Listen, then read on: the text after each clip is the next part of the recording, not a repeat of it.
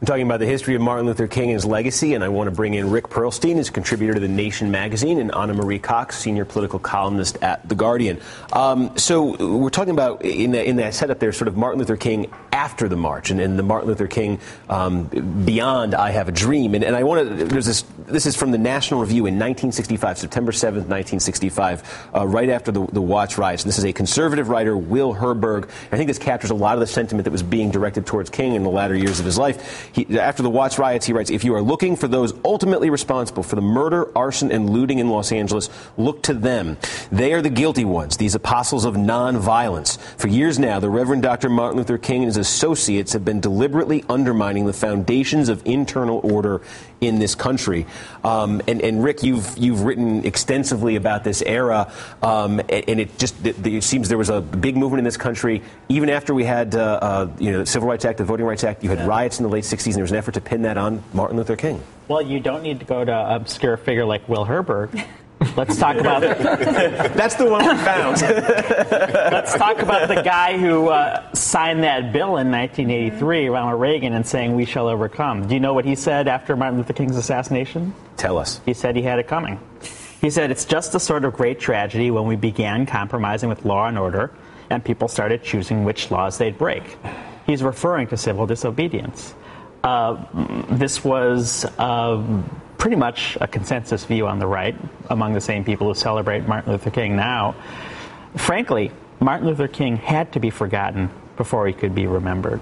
Martin Luther King called himself a socialist. Jesse Helms wasn't pulling that out of nowhere. One of his closest associates, Stanley Levinson, probably had been a communist.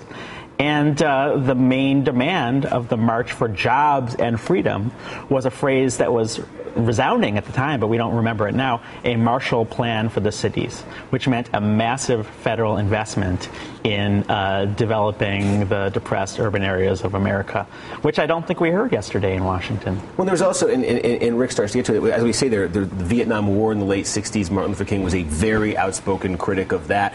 You know, he took his movement to Chicago after the Voting Rights Act was signed, and I think revealed a little bit, the country probably liked to believe at that point that racism was a Southern problem, and that sort of exposed that it was a lot bigger and broader than that, too. Well, we also shouldn't act like King wasn't hated before he was killed. I mean, Dr. King had issues within the African American community. Remember, this was the young Baptist preacher who went to the National Baptist Convention conference, I believe it was 1960, and confronted black Baptist ministers about not getting involved in a civil rights movement. He had to create a separate organization, a Progressive National Baptist Convention, because younger black Baptist ministers were embedded in the struggle while older black Baptists didn't want any part of it. So King wasn't despised just after his death. He was despised throughout his entire life when he took on this burden of moving this movement. So I think, the context that we need to operate on is that the Dr. King that is so beloved now, it's easy to love an icon when they're dead. But in the moment, we have a different story that needs to be told. And we need to change the narrative about the perception of M.L. King before and after his death. Okay, well, this all teased a much longer segment we're going to have right after this break. We're up against the end of the hour break, but we're going to pick that up about how we got to the Martin Luther King we think of today from the Martin Luther King we were just talking about. We'll get to that after this.